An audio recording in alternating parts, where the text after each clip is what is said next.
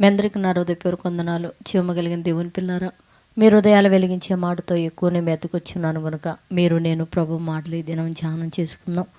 ఈ దినం ప్రభు మాటలు ధ్యానం చేసుకోబోయే ముందు రాత్రికాలం నుంచి మిమ్మల్ని, మీ కుటుంబాన్ని, మమ్మల్ని, సంఘానికి జ్ఞాపకం చేసుకొని మనందరి ఎడల దేవుడు చేసిన ప్రతి మేలుకు ఉపకారమునకై మన ప్రభు మన రక్షకుడైన యేసుక్రీస్తు వారి నామములో మన తండ్రి అయిన దేవుడికి శిరస్సు వంచి వందనాలు తెలియచేసుకుంటూ, ఈ దినము మన హృదయాలు వెలిగించే మాటతో దేవుడు ఏ మాటతో మనతో మాట్లాడాలనుకుంటున్నాడు దేవుని పిల్లరా, ఆ మాటలో ఆసక్తితో ఆపేక్షిద్దాము.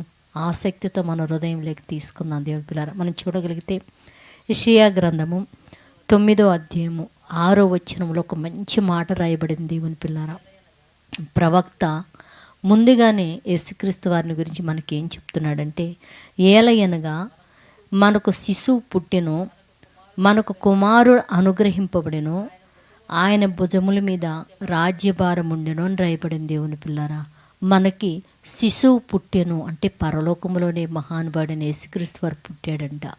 శిశువు పుట్టెను, కుమారుడు అనుగ్రహింపబడెను, రాజ్యభారము ఆయన భుజముల మీద పెట్టి దేవుడు ఈ లోకానికి పంపిస్తున్నాడు అని చెప్పేసి ప్రవక్త అయిన ఇర్మియా ద్వారా దేవుడు మనకు ముందుగా తెలియచేస్తున్నాడు. అంటే మనందరూ ఒక భారం అనేది మహానుభావుడైన బాలుడైన నిజంగా యేసుక్రీస్తు వారి మీద పెట్టంట ఆ మహానుభావుడిని ఈ లోకానికి పంపించాడంట.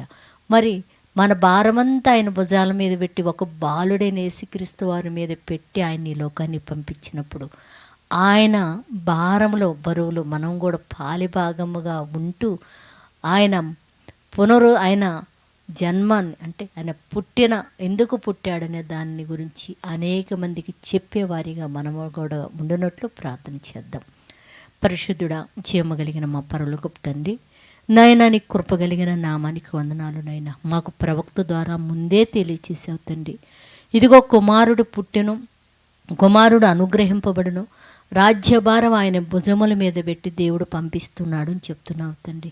నిజంగా ఆ భారంలో మేము కూడా పాలిభాగస్తులమై ఆ మహానుభావుడు ఈ లోకములకు ఎందుకు పుట్టాడని చెప్పి ఆ సువర్తమానం చెప్పగలిగే భాగ్యం మాకు కూడా అనుగ్రహించి సహాయం చేయమని, ప్రతి హృదయము ప్రతి వ్యక్తి కూడా ఈ భారము కలిగి బ్రతుకున్నట్లు కృప చూపమని, ప్రతి కుటుంబంలో కూడా దేవ మంచి ఆరోగ్యం అనుగ్రహించి మీరు మహిమ పొందమని మా రక్షకుడు నీ కుమారుడు యేసుక్రీస్తు వారి నామములో ప్రార్థన అడుగుతున్నాము తండ్రి, ఆమేన్. మీ అందరికీ నా హృదయపూర్వక వందనములు, ధన్యవాదాలు. Happy Christmas.